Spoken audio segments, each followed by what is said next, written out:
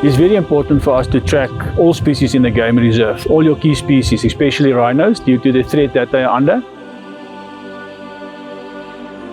In the last 3 months, South Africa lost about 105 rhinos. And I think last year it was like more than 400 rhinos that they lost. So it's still a huge problem. And it's so important for us to make sure that we can fit these tracking systems into the rhinos to make sure that we were able to find them on a regular basis. Last time when you guys here, we did 355 and 175. They are doing well. They currently have their tracking systems in. The Pratley that we use to fit those implants also work exceptionally well.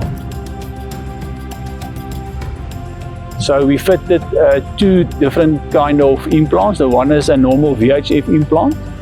So those cavities that we drilled to fit those chips in, we just cover that with the Pratley just to make sure that those chips do not fall out. And the one is a satellite implant. So the satellite is a bigger unit that we can actually track by satellite. And the smaller unit is a VHF unit that we track by telemetry. Well, since that we start to use Pratley, we find it well working with the project. It also worked well with the rhino's horns. Previously, what we used, that substance formed a hard core and usually break off. But with the Pratley shaping off with the horn, it works very, very well. Currently, we got about 25 animals in the park that have a tracking system, satellite tracking system, from rhinos to cheetahs, like I said, to lions, elephants, and that makes a huge difference for us to find those animals on a regular basis. We got 4 wildlife monitors, and they monitor those animals on a daily basis through the systems that we fit to those animals. If you look at the value to these collars, is about R1 million of value only to the collars that we fit to these animals, and we then have to replace those collars every 18 to 24 months. So it is a huge project. It costs a lot of money, but the success that we have in tracking the animals saves animals' lives.